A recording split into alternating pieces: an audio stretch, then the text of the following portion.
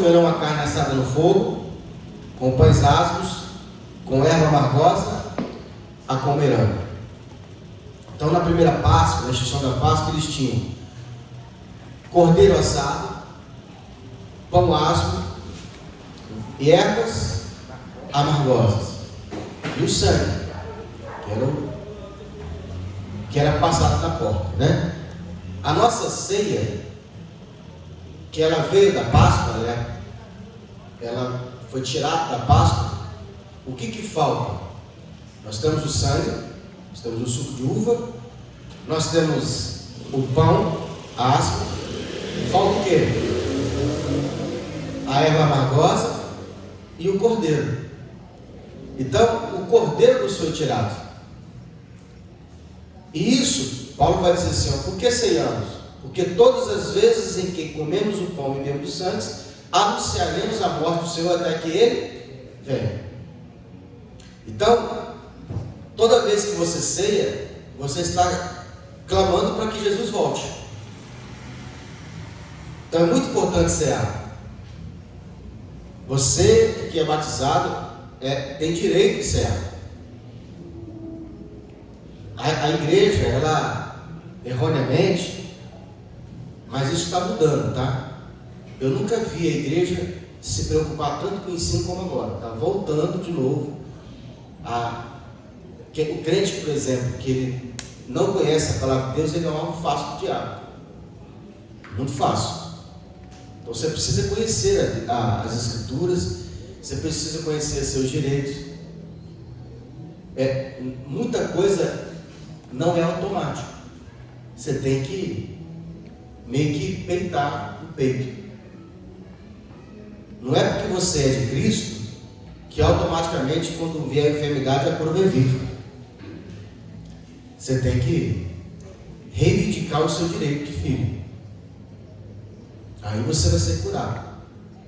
A melhor maneira de você ser abençoado por Deus é conhecendo as Escrituras e usá-las nas suas orações. Aleluia. Entendeu?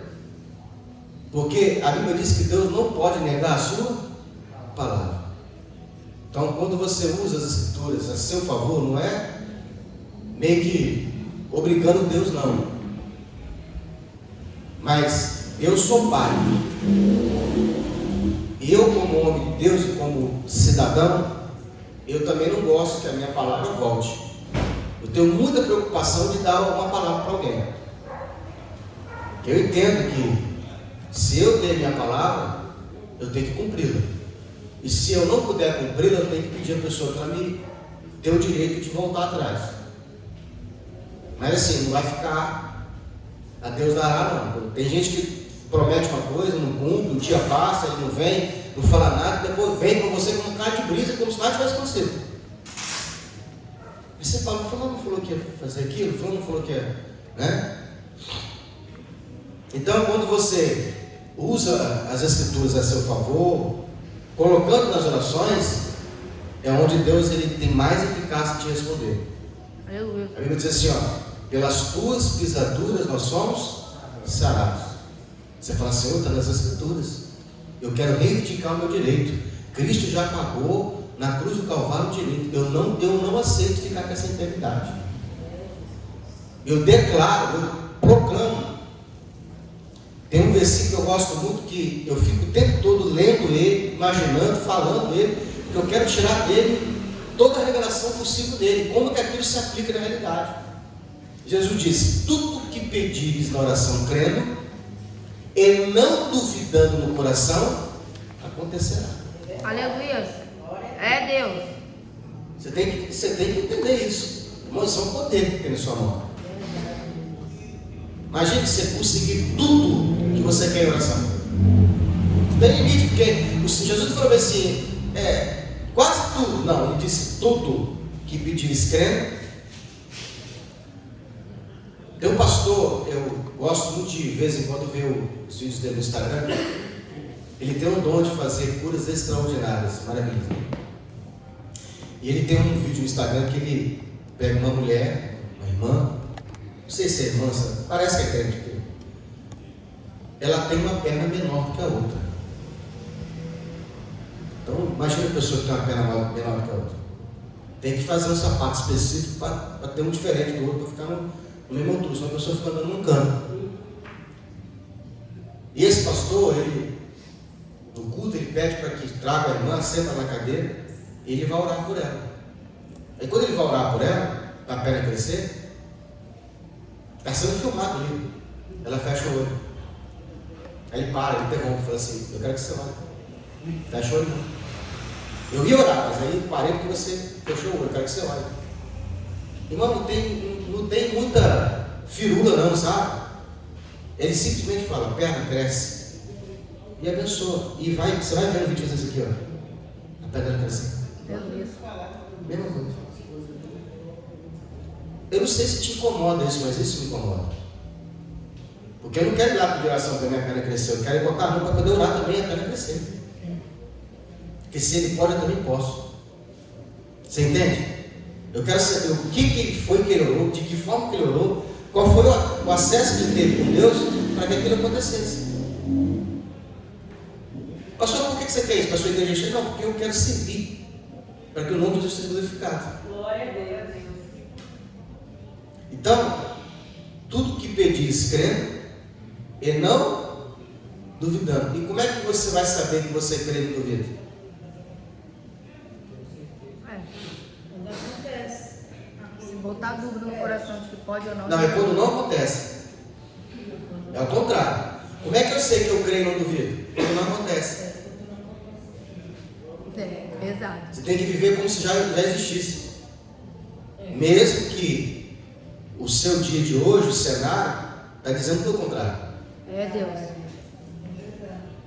Irmão, eu sempre falo isso aqui, eu vou repetir. É a melhor maneira de você entender é a mulher grávida. A mulher está querendo ter um filho. E ela fica grávida. E ela descobre que ela está de um mês. Semanas que eles falam, né? Tantas semanas, né? E essa mulher já sente que ela tem a criança dentro dela. Por quê? Porque ela sente um jogo. O corpo dela começa a modificar. Hormônios começam, né, modificar o paladar, o cheiro. Aí eu te falo, ela está com a criança nas mãos? Mas daqui a pouquinho ela já está olhando no catálogo com roupa de bebê. Não é isso? Eu já chego com o marido e falo: nós precisamos reservar o quarto da criança. Por quê? Porque quem está grávido e espera uma criança, presta atenção, quem está grávido e espera, se apronta para receber a criança. Então, como que eu sei que eu tenho fé daquilo que eu pedi? Vive como se já tivesse. Aleluia. Vive como se já tivesse. Eu vou mudar de casa, já começa a olhar as casas que você vai comprar. Aonde você vai morar? Irmão, eu estou te falando coisas que eu já vivi isso, eu vivo todos os dias isso. Glória a Deus. É bom, sim. Essa semana eu entrei numa RAV4. Foi ontem. Ontem eu entrei na RAV4. Quem conhece a RAV4? Conhece, Marcelo? Não? Você conhece o T-Cross? Ela é maior do que a T-Cross. Toyota, né? Mas é muito parecido, só que ela é bem mais monstruosa. O painel da RAV4 é muito parecido com o meu carro, com alguns detalhes, porque ela é uma SUV. Carro de 300 mil. Eu cheguei na oficina, o carro estava lá, o carro perguntei para o rapaz, eu falei assim: falando, esse carro aqui é de vocês? É o carro da revenda. A chave está aí? Quer você dar uma olhada lá dentro? Porque eu sou assim, irmão, ousado.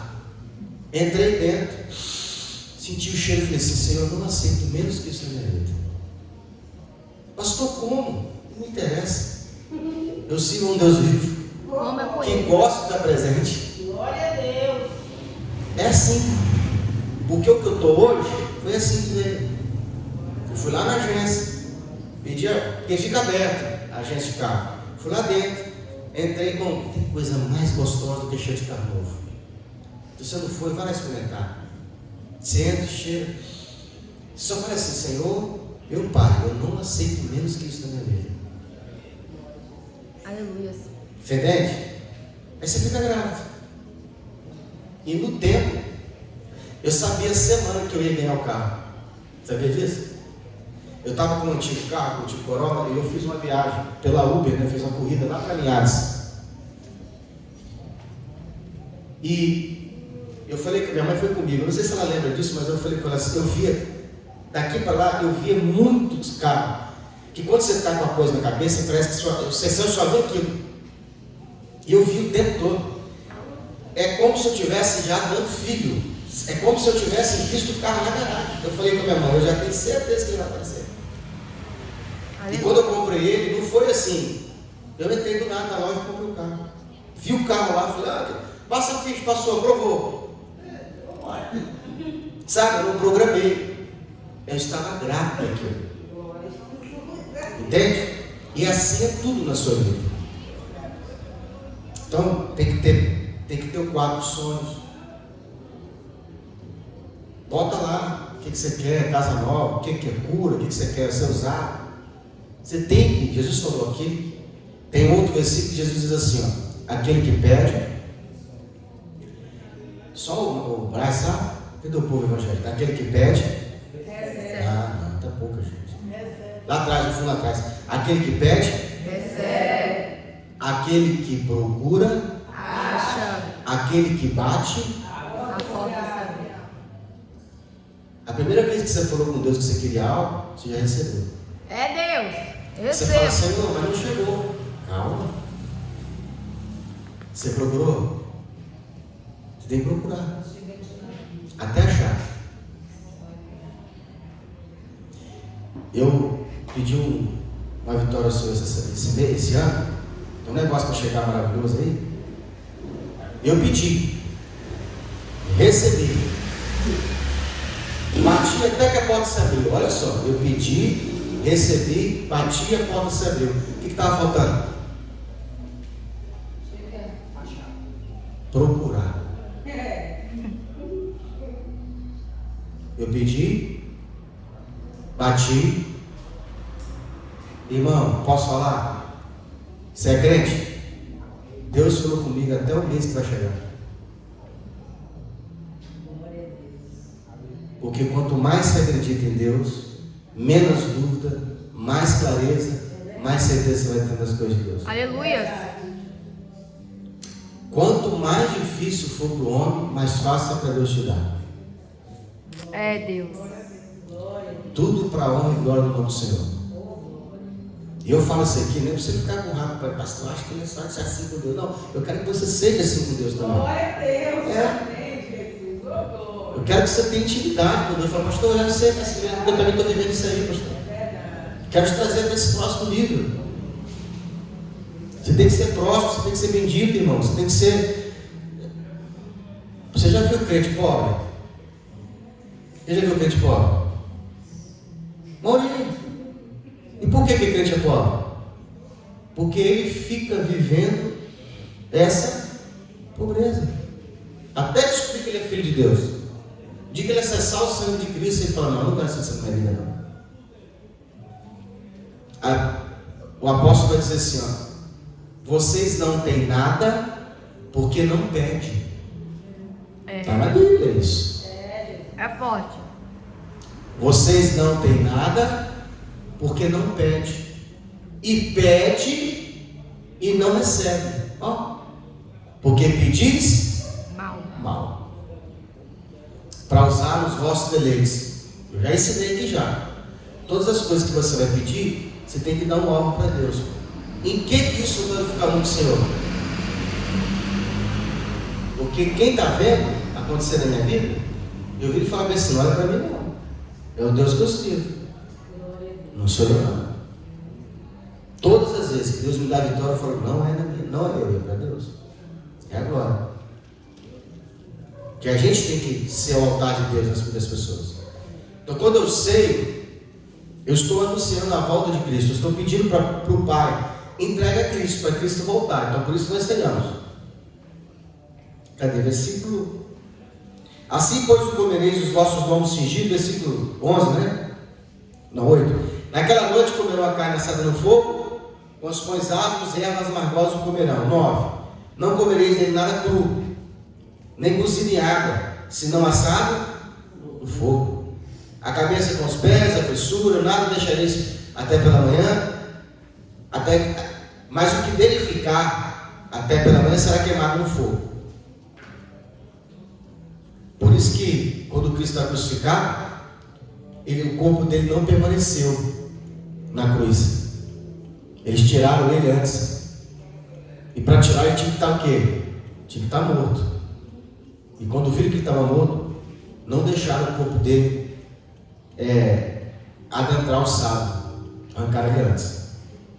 Assim, pois, o comereis os vossos lombos cingidos, os vossos sapatos nos pés, cajado na mão, comereis apreciadamente. Esta é a Páscoa do Senhor.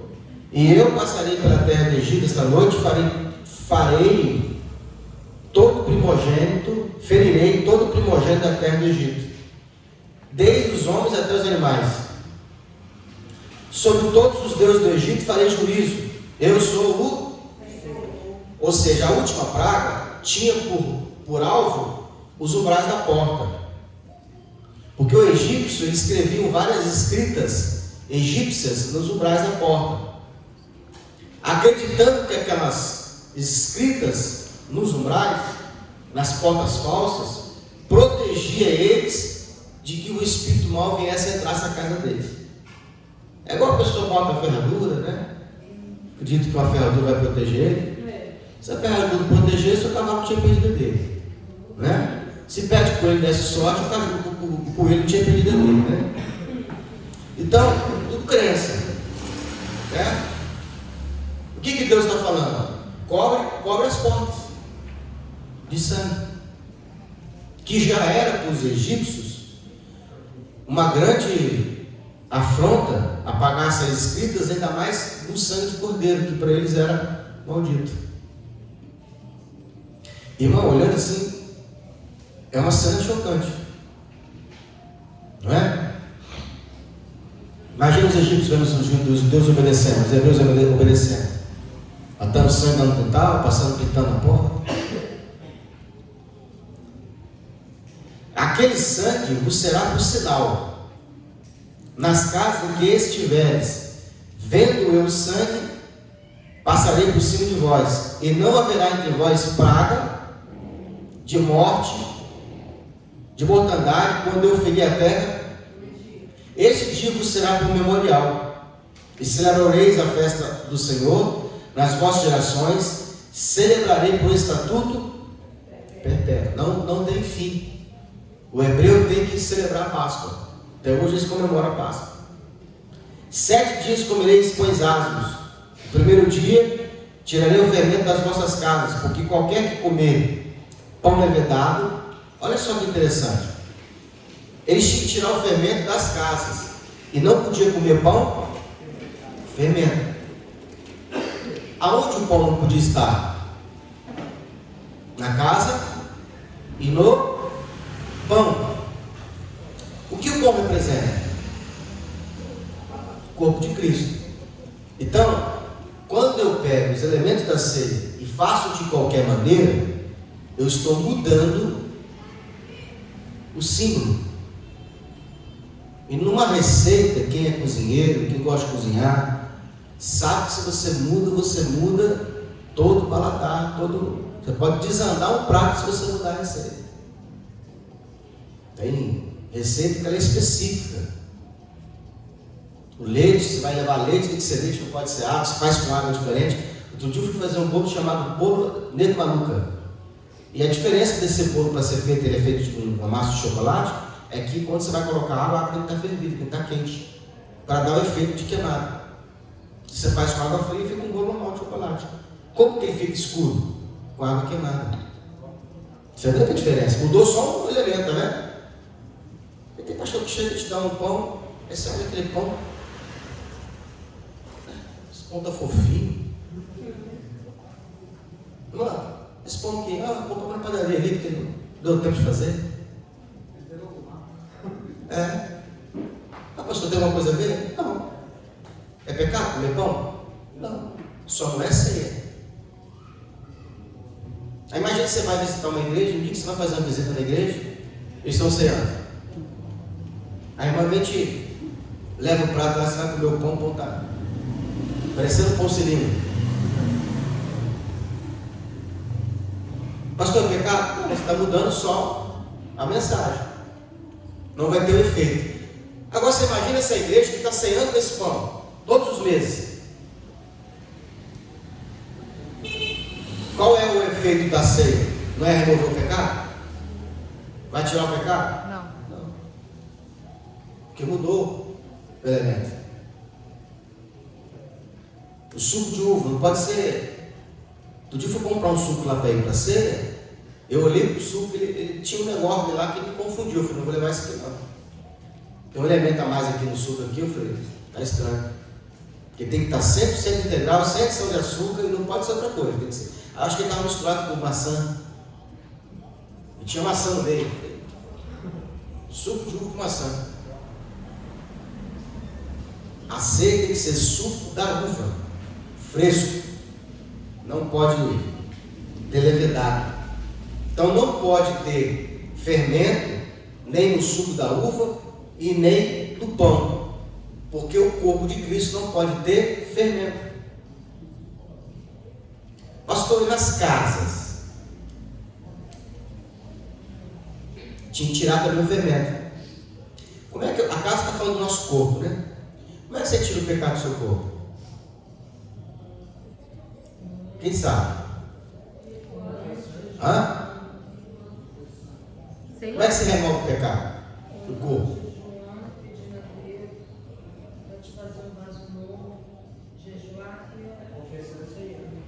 Confessar. A Bíblia diz que aquele que confessa e deixa, alcança. O pecado, ele tem que ser confessado. Pecado escondido não está removido. Todos nós vamos dar conta de todos os pecados que nós não confessamos. Porque no mundo físico, pode ter um mês, pode ter 10 anos, pode ter 20 anos, mas no mundo espiritual está fresquinho, acabou de acontecer. Então eu tenho que pegar o quê? Confessar todos os meus pecados. A Bíblia não proíbe você cear. Você não tem quem não pecou o mês todo pode cear, não está escrito isso. O que você não pode é cear em pecado. O que é cear em pecado? É sem confessar. Porque quando eu confesso, eu direciono porque Cristo está morrendo. Então o fato deles tirarem todo o fermento das casas está apontando para que quando eu confesso, você vai cear, você faz o quê? Você tira de dentro de você o pecado. Você está entregando ele, eu estou confessando, né? Já ensinei vocês como é que você confessa o pecado. Concupiscência, todo desejo desenfreado. Versículo, cadê? 15. 7 dias comerei pães asmos. Ao primeiro dia tirarei o fermento das vossas casas, porque qualquer que comer pão levedado, desde o primeiro até o 7º dia, aquela alma será cortada de Israel. E ao primeiro dia haverá santa convocação, também no 7º dia terei santa convocação, nenhuma obra se fará neles, senão que cada alma houver de comer isso somente apontareis para vós. Guarda, pois, a festa dos pães asmos, porque aquele mesmo dia tirarei o vosso exército da terra do Egito. Pelo que guardareis este dia nas vossas gerações por estatuto perpétuo. No primeiro mês, aos 14 dias do mês, à tarde. No primeiro mês, no dia 14 do mês, à tarde. Então a ceia, ela pode ser até depois do almoço. O que você entende que é à tarde? Meio-dia é à tarde? Acho que entende depois das 15, né? Aqui a gente tem um hábito depois de meio-dia e fala boa tarde, né? Não é assim? Mas café da tarde é meio-dia? Acho que 15 horas, né? Então, até poderia servir a ceia às 15 horas. Mas eu não consigo ver biblicamente ela de manhã. Se fala que o café da tarde, geralmente, essas manhãs, 5 horas da tarde. Aí eu não sei, nunca vi. Eles ficavam fazendo pronúncias, avisando o povo, olha, eles tinham que se consagrar esses dias todinhos. Eles tinham uma preparação para fazer o que é a Páscoa. Santa convocação, era convocado. Prepara, se prepara. Esse dia eu estava vendo uma série, aí é tipo uma Páscoa, assim, mas eles estavam falando de sabático, mês sabático, semana sabática. É uma coisa de sábado? É, porque o sábado existe o sábado semanal, o ano sabático. Como Israel vivia da colheita, eles plantavam no primeiro ano, no segundo ano, no terceiro ano, no quarto ano, no quinto ano. No sexto ano, eles colhiam, geralmente a colheita vem dobrada. No sétimo ano, eles não semeavam. Eles davam descanso para a terra, chamado ano sabático. Tem pessoa que tem condições para isso, ela faz o que ela guarda o ano sabático. No ano sabático, o que ela faz? Ela não trabalha, ela não envolve em nada muito sério. Ela meio que tira umas férias, tipo meio, esse ano eu não vou fazer nada assim muito bruscamente, entende? Aí quando chega no outro ano, ela volta a fazer atividade de novo. Tem muito empresário que faz isso, ele tira um ano sabático, né? A gente precisa guardar o sábado? Não? Está no ano sabático?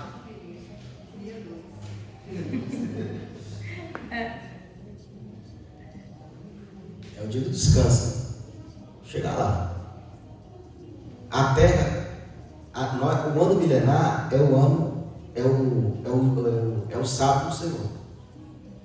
Se você não fazer as contas, desde Adão até agora, nós estamos 6.000 anos. O que é o ano milenar? É o sábado do Senhor.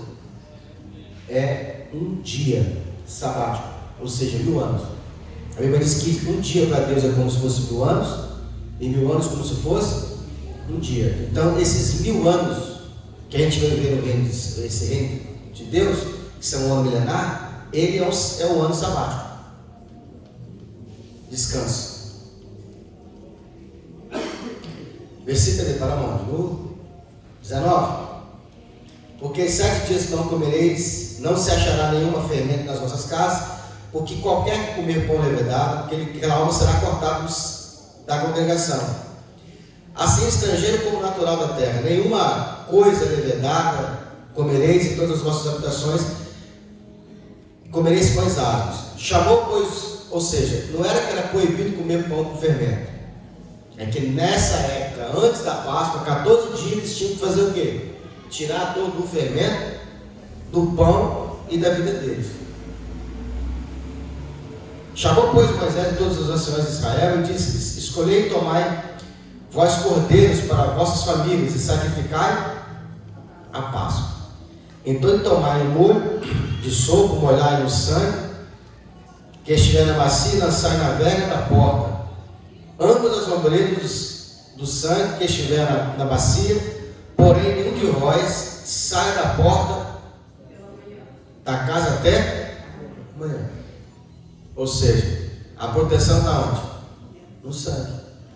Na casa que tem o sangue. Isso traz uma alusão à igreja. Nós estamos guardados e protegidos pelo sangue em Cristo. Então, tem até uma senhorinha que está no Instagram aí falando que existe uma diferença de ser cristão e estar em Cristo. De ser crente, ser evangélico, ela fala, ser evangélico e de estar em Cristo. Você pode ser evangélico, professar que ser evangélico, mas não está em Cristo. Estar em Cristo é viver na obediência, na disciplina, no estilo de vida de Cristo. Entendeu? Aí você está protegido, guardado pelo Senhor, nada te toca. Agora, quando eu saio fora da obediência, aí eu estou o quê? É como se eu estivesse lá fora. Se essa pessoa desobedecesse e ficasse lá fora, na hora que o destruidor passasse, ela morreria. Porque o destruidor só respeita uma coisa: o sangue. Então, ele olhava nas casas e via o sangue, esse não pulava, ele poupava. Agora você imagina que você pega uma pessoa no caminho, na rua. Então imagine se Cristo volta e você não está em Cristo. Você não está no corpo de Cristo. Você deu um tempo. Já viu o cristão, o crente evangélico? Você pergunta, você pastor, não deu um tempo.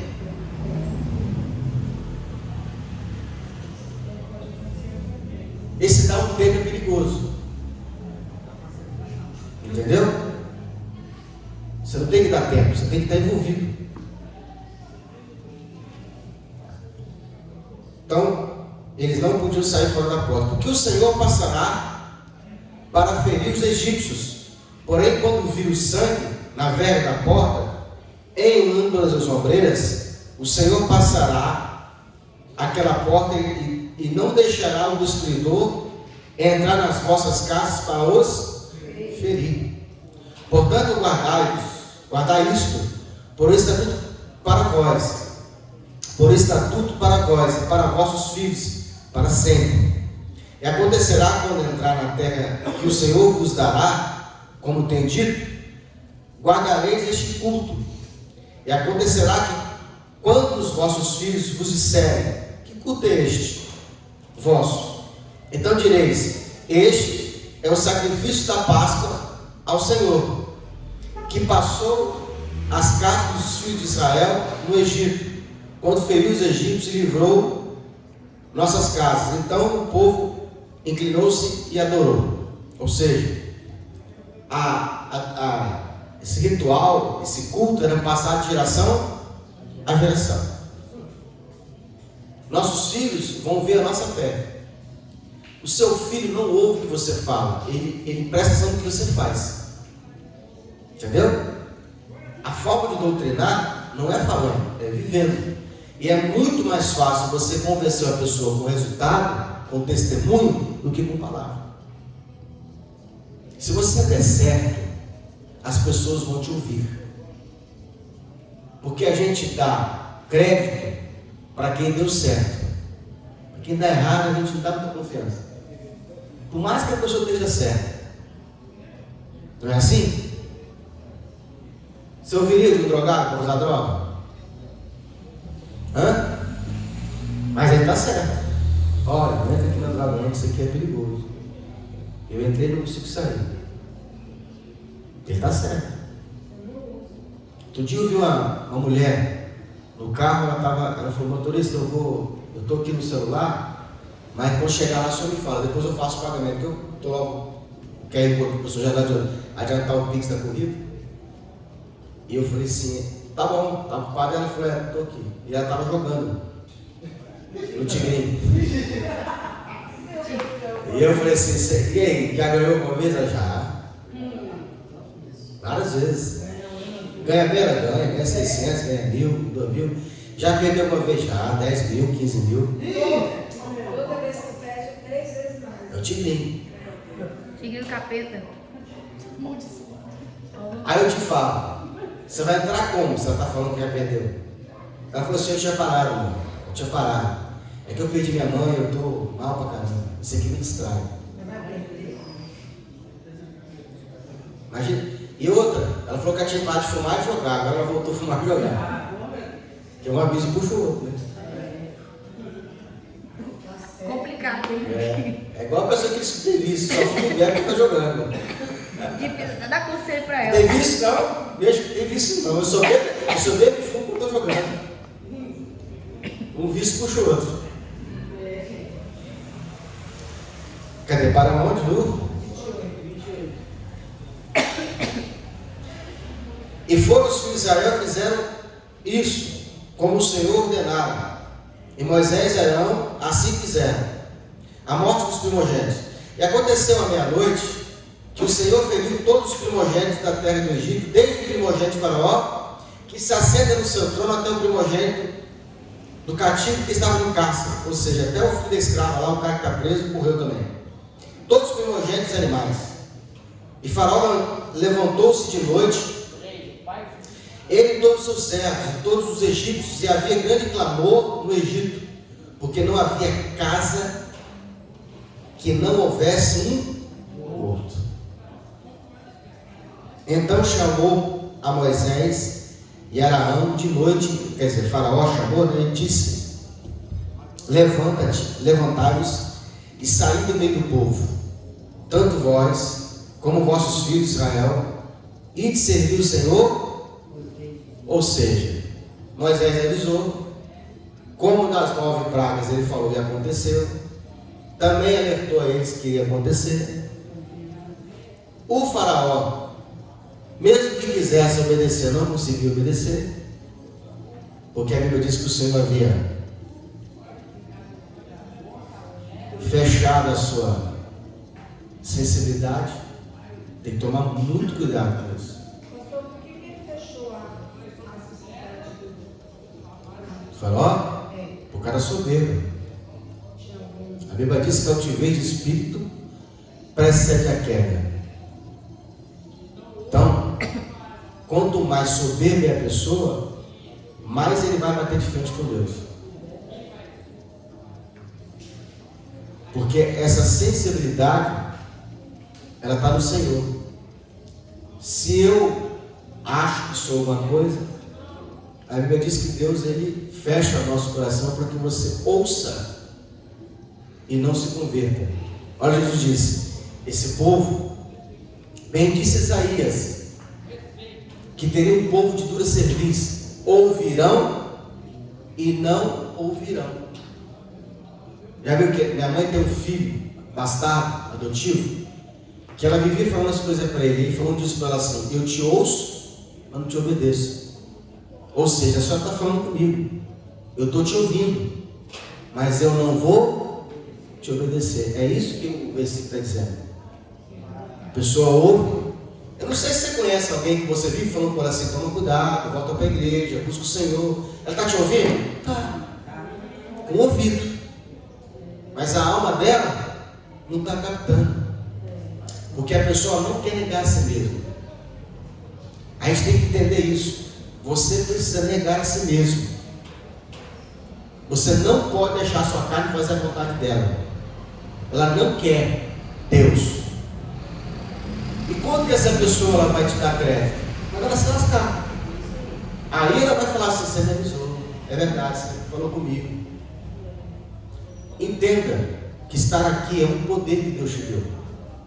Muitos querem, almejam, desejam, mas não conseguem. Então, o Senhor falou com Moisés no começo. Você vai falar com o Faraó, ele vai ouvir, e eu já fechei o coração dele. Só na 10ª praga vai liberar o povo. E aqui ele liberou porque a dor era muito grande. Ele se rendeu, o Faraó se rendeu. Era uma batalha espiritual. O Faraó confiava nos seus deuses e em no seu poder. Entendeu? E Moisés ia lá e apresentava o que Deus falava. E Faraó fazia o quê? Peitava Deus, acreditando que os deuses dos egípcios, os deuses do Egito, eram maior que esse Deus que Moisés estava falando. Entendeu? Então o que Deus falou? Não, vamos ter uma batalha com nós dois. Olha Deus falando com Moisés: vai lá, conversa com ele e vamos ter a batalha. Mas não vai terminar no primeiro round não, vai ter 10 rounds.